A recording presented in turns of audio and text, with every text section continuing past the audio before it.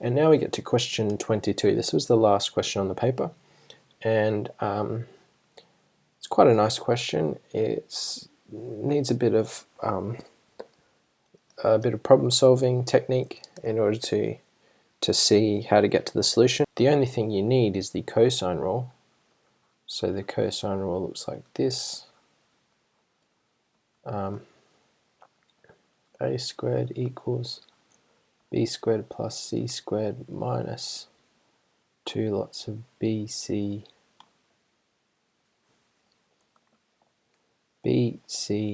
cosine a. And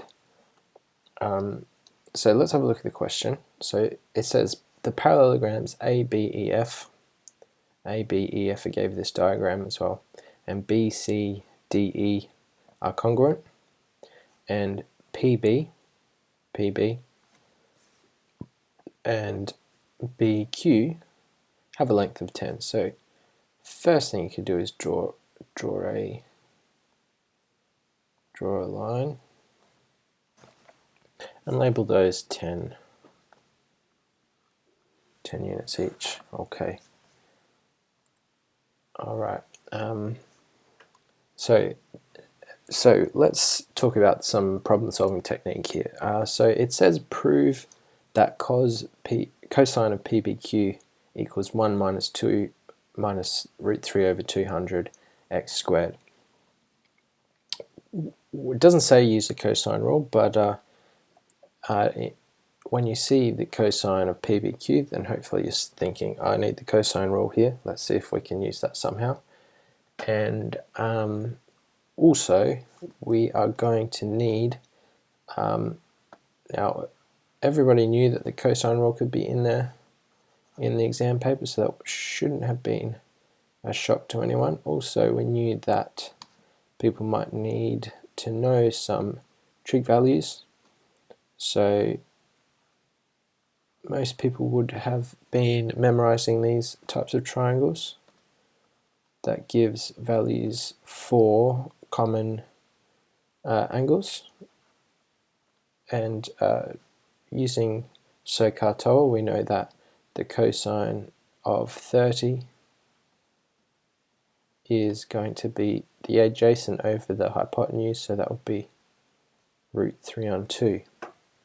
So we knew that that could have come up in the exam, and that's all we need for this problem, which is, I think, is pretty cool. And then we need to have a look and see, well, how can we somehow come up with a relationship between this angle PBQ and this angle ABC? Because we're told angle ABC is 30, but we don't know what this angle PBQ is.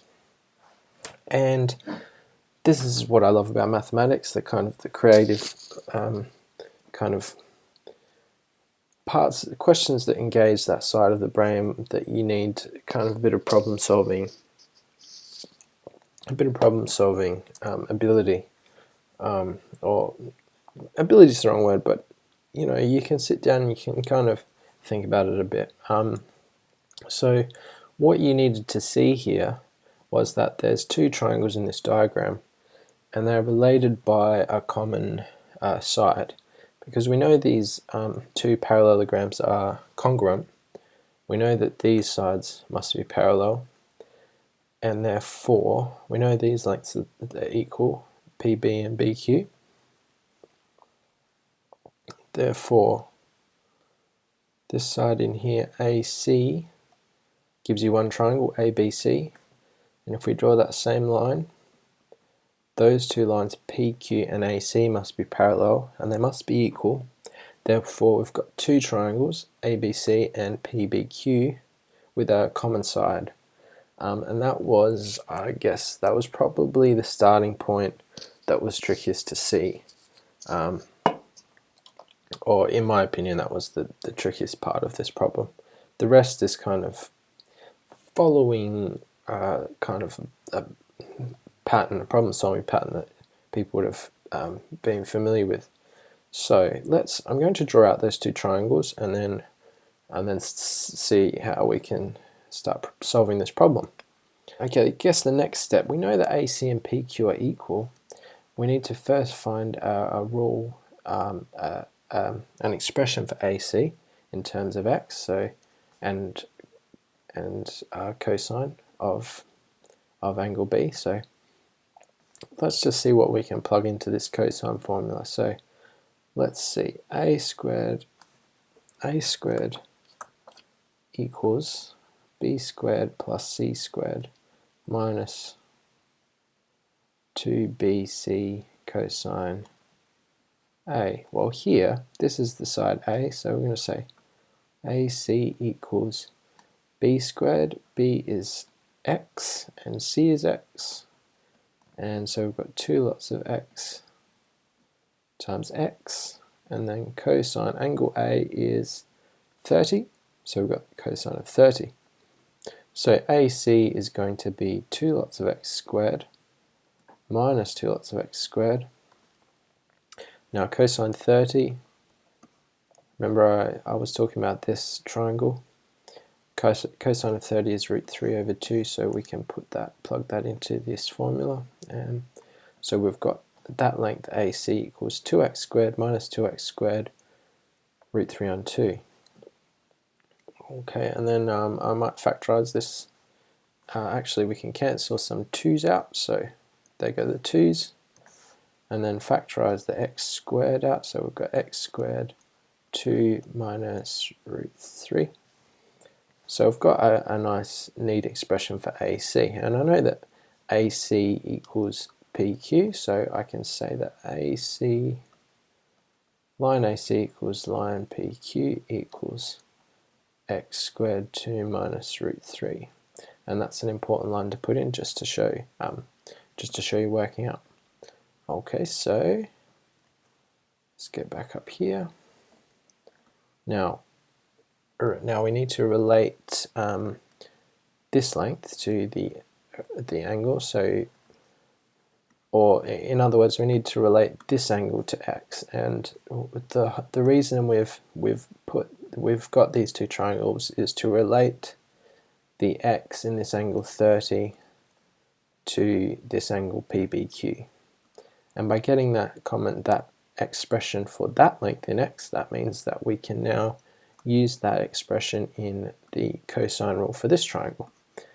So let's so for this one, just going to write the cosine rule out again, just to be nice and clear.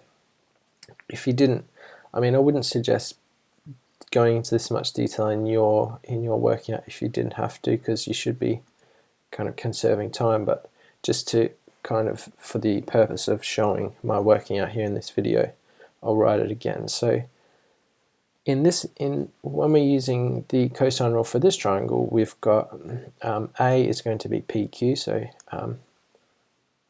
PQ equals, now I know these side lengths are going to be 10, so B is 10 and C is 10, and then I've got 2 lots of 10 times 10, and then cosine of A is cosine PBQ. Okay, so I've got that cosine PBQ, and that's what is going to come up in my proof, so that's a good sign. Now I have an expression for PQ, which is x squared 2 minus root 3, so I'm going to plug that into the equation and simplify this a little bit. So that's going to be 200 minus 200 cosine PBQ. Okay, this is looking quite good actually. This is looking like we're going to be able to get to this right hand side. So I'm going to flip this around and take that 200 from the other side. So this is going to be minus 200 cosine PBQ equals x squared 2 minus root 3 minus 200. And then I need to divide this by minus 200. So because I'm dividing by a negative number, then the signs on this side change. So this is going to be cosine of PBQ equals, so that sign is going to change, so 200 divided by 200, that would be 1, and the negatives cancel out, and then this is a positive now, so that's going to change to a negative, and then so I'm going to have x squared 2 minus root 3 divided by 200.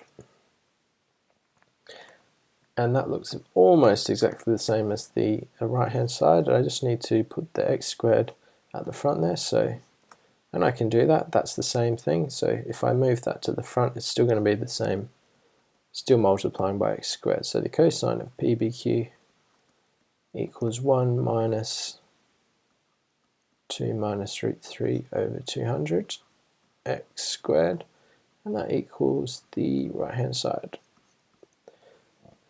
So question 21 says, the diagram shows 3 identical circles inside a rectangle. Each circle touches the other 2 circles on the side of the rectangle as shown in the diagram. The radius of each circle is 24 millimeters. Work out the area of the rectangle. Give your answer correct to 3 significant figures. Okay, so we're given 3 circles inside a rectangle, and we're told the radius of the circle is 24 millimeters, and we are told they are identical circles, so they all have a radius of 24 millimeters. So to work out the area, we need the length and width of this rectangle. Well, first thing you can identify is that we can work out the width. It's just 4 lots of that radius of the circle. So we can just say that's 4 times 24, which is 96 millimeters. Then we need to work out the length or the height, and that's a bit more tricky because we can't just simply say, oh, these are all in line, that's 96 as well. We need to use a little bit of mathematical reasoning. So once you've realized we can't directly work out the length, you need to start thinking about how we can find that length. Well, we know that part of it is 24. We know there's a 24 down here, but we don't know this distance in here from this center of this circle down to, well, basically here. We need to find that length. But what we are given is this triangle in here. So there is actually an equilateral triangle joining these 3 centers. It must be equilateral because the centers are in line, the circles are perfectly touching, and these lengths are all the same. So it must be an equilateral triangle. And what we know about an equilateral triangle is that it is made up of 2 right angle triangles. And that helps us because using Pythagoras' theorem, we can find this length inside this triangle. And we know enough information to find what that height is. So here we know that that's 24. We know that this is 2 lots of 24, so this length is 48. And then all we're left with is this unknown length, which we can figure out. So I'm going to redraw this triangle over here. So we've got a nice right angle triangle. And this is 24, this is 48, and this is the unknown h. And using Pythagoras' theorem, we know these 2 sides squared equal this side squared. So 24 squared plus h squared equals 48 squared. And with a bit of rearranging and using our calculator, we come to an answer of 41 point, and you get a whole lot of decimal places. And remember, never round to until you get to the end of questions like this. Always leave your answers with 5 or 6 decimal places, so you're making sure that your final answer is as accurate as possible. So we're going to leave that as 41.569219. Then to work out the height of this rectangle, we can add these 2 lots of 24. So, or let's just call it the length for simplicity so we don't get confused. This is going to be 24 plus 24 plus 41.569219. and for the length we get an answer of 89 and another lot of decimals, 5, 6, 9, 2, 1, 9. Remember, always go back to the question, make sure you're answering the question. So we've got the width and the length of this rectangle, and we need to work out the area. So the area is going to be those two numbers multiplied. So 96 times 89.5692, and you get if you multiply those two together, you get 8,598.645. And it says round to 3 significant figures. So if we round to this 9 here, that will actually round up to 10. So to 3 significant figures, this is going to be 8,600 millimeters squared. To 3 significant figures. Okay, that's question 21. The last question, 23, says S is a geometric sequence given that square root of x minus 1, 1 and square root of x plus 1 are the first 3 terms of S. Find the value of x. You must show all your working. Okay, so geometric sequence is when you're multiplying by a constant. So if you're multiplying by 2 each time, let's say we start with 1, we multiply it by 2, and then we multiply that number by 2, and then we multiply that number by 2, and we multiply by 2 each time. So that's an example of a geometric sequence. In other words, we're multiplying by some constant. So we can take these 3 terms, and they will be multiplied by the same number to get the next number. So the square root of x plus 1 needs to be multiplied by some constant, and we'll call that k, to equal 1, because 1 is the next term in the sequence. And similarly with the next term, 1 times k must equal the square root of x plus 1. This essentially tells us what k equals, because 1 times k is just k, so therefore k equals the square root of x plus 1. Then what we can do is we can go ahead and use that statement, plug it into the first statement we came up with to find what x equals. So because we know k equals square root of x plus 1, the square root of x multiplied by 1 times the square root of x plus 1 must equal 1. So therefore we can expand these using FOIL. So this is going to be x minus 1 equals 1, and then therefore x equals 2. So the answer there for 3 marks is x equals 2.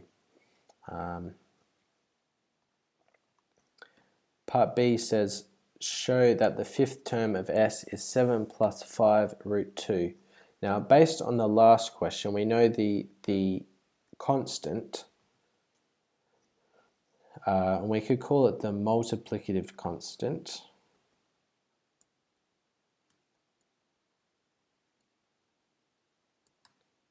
K equals square root of x plus 1, and we know x is 2, so k equals the square root of 2 plus 1. And we know that S3 equals the square root of x plus 1, so S3 is the square root of 2 plus 1. So therefore S4 is going to be the square root of, S4 is going to be S3 times k. So that's going to be the square root of 2 plus 1 times the square root of 2 plus 1. So we can expand that out using FOIL. So that'll be 2 plus 2 root 2 plus 1.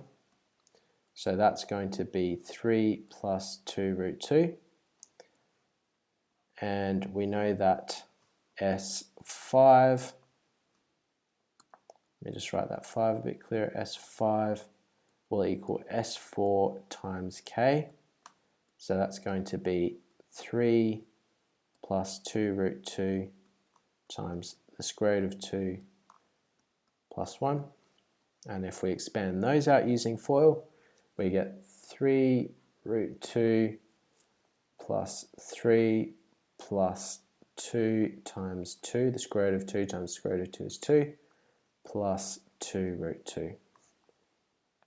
And then if we simplify this, we've got 3 plus 4, 3 plus 4 is 7, and then 3 lots of root 2 plus 2 lots of root 2 will be 5 lots of root 2.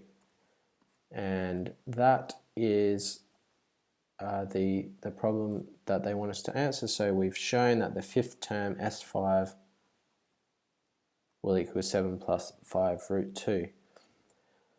And question 23 was worth 5. Question 17 says AB, C and ADC are triangles. The area of triangle ADC is 56 meters squared. Work out the length of AB. Give your answer correct to one decimal place. Okay, so we need the length of AB, and we are given the area of ADC as 56 meters squared. Okay, turns out there are 3 formulas we need for this question. So the first formula we need is the sine rule for the area of a triangle, and that equals a half AC sine D. So that's saying if we take 2 sides and the angle in between it, we can find the area of a triangle. And what that's going to allow us to do is to find this side, CD. The other formulas we need are the cosine rule, which says that one side squared, A squared, equals the other side squared minus 2 lots of BC cos of the angle you're given. So this allows you to find one side if you're given 2 other sides and an angle. And the other formula we need is the sine rule for the ratio of sides to angles, and that says the sine of A over A equals sine of B over B equals the sine of C over C. So even before you start, there are 3 formulas that you would need to be able to solve this problem. So if you weren't aware of those formulas, you won't have a chance of solving this problem. So let's try to break down how we're getting to find AB. There are some hints before you start. So you're given the area of triangle ADC. So the only reason they give you this area if you need to start over here somewhere.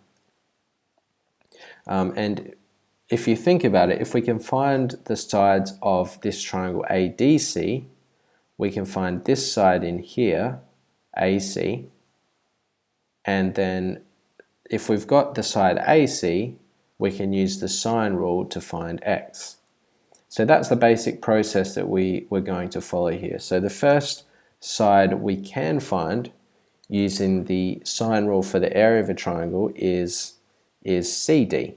We can say that the area, 56, equals a half times 11 for this side, multiplied by the unknown side, CD, times the sine of the angle in between those, sine of 105. So then we can rearrange this formula to find CD. So if firstly, let's multiply 56 by 2, so we get 112 equals 11 times CD times sine of 105. And then if we divide this, so what we end up getting is CD equal to 112 divided by 11 times sine of 105. So I've just rearranged that formula. So the answer to that ends up being 10.54099938. Remember, when you're doing these types of problems, only round off at the very end. Until you get to the end, keep the number of decimal places as long as possible. So I've got the length for CD, and then I can use the cosine rule to find the length of AC. So the process to that looks something like this. So AC squared is equal to B squared, and in this case side B will be AD, so 11 squared plus CD squared, which was 10.54093938 squared, minus two lots of those numbers. So 2 times 11 times, I'm just going to write CD because I've run out of room, multiplied by the cosine of the angle in between those two sides, which is 105. So the cosine of 105. So now I have a formula that will allow me to find this the length of AC, this side in here, and I just need to work all of that out. So AC squared is going to equal 121 plus 111.113, that's rounded off a little bit, minus 231.9, that's 2 times 11 times CD, multiplied by the cosine of 105, which is minus 0.258 approximately.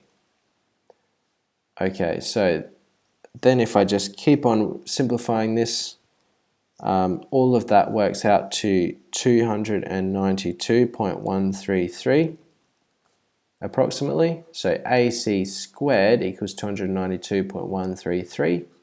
So then if I take the square root of this, 292.133, I get 17.1 approximately.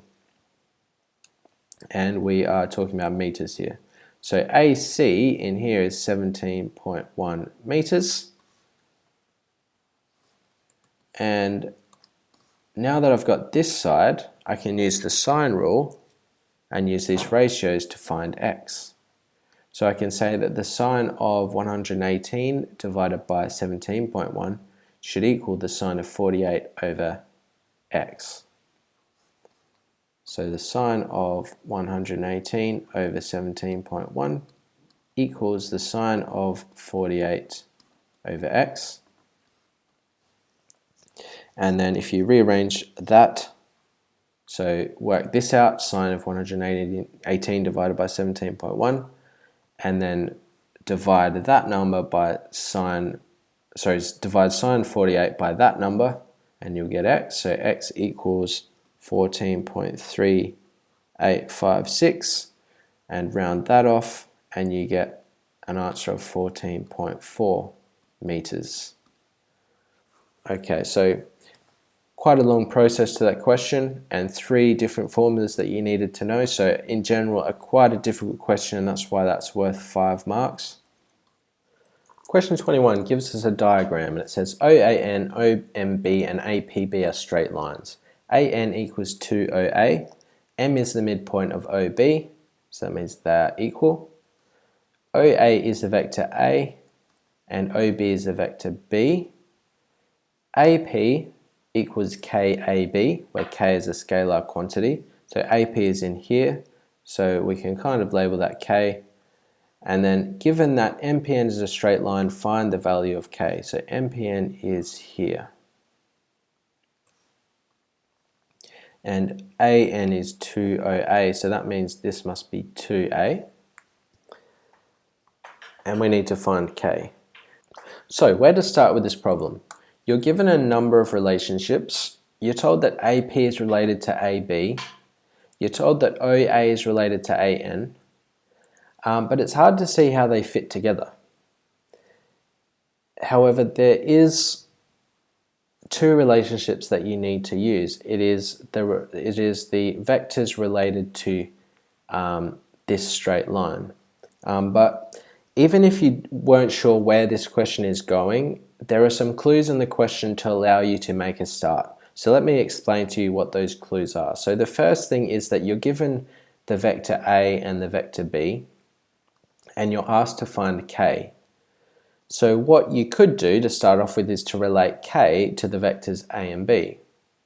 So using the vectors A and B, we can find a an equation for AB. So to get from A to B, we can add the vector B and subtract A. So this is B and this is minus A, and we get to B. So we can say AB is B minus A. And then therefore we know that AP is K lots of AB, so AP can be written as K multiplied by B minus A. Okay, so we've related to K to the two vectors we're given. Okay, that's a good start. What else can we do? Well, we're told the other clue in the question is that MPN is a straight line. Well, the thing we know about vectors is that vectors have a size and a direction. So let's say we have some vector x, and we know the size and the direction of x, and we're given some other vector, and we're told it's in the same direction. So in other words, we already kind of know what this vector is, and we know that it's some multiple of x. We don't know the size yet, but we do know the direction. So we know that this second vector must be something multiplied by x. So we can use that fact in order to help us solve this problem. And the way we can do that is we can relate mn to pn. So we can say that mn must be some multiple of pn because they're both on a straight line. And because we know that mn can be written in terms of b and a, and pn can also be written in terms of b and a as well now, that will give us effectively two equations related to each other which we can solve for k. So let's go ahead and start this process. So mn, the vector mn, will equal minus a half b, because this is a half b in here, so minus a half b to O and then plus 3a. So we have a vector for mn, and pn will be pa plus 2a. PA is just the reverse of AP, so that's going to be negative KB minus A plus 2A. Okay, so now we have two vectors which we can relate to each other based on the fact that they're on a straight line. So MN must be a multiple of PN as they're on a straight line. So the first thing I want to do here is to rearrange Pn so it's in the form of Mn. So in other words, it's in the form something B plus something A. And then I can relate the coefficients of B and the coefficient of A in order to solve for K. So let me show you what I mean by that. So I can say that Pn equals minus KB plus Ka plus 2A. So I've just expanded those brackets, and then this is going to be equal to minus KB plus, if I factorize A out of that, I get K plus 2A.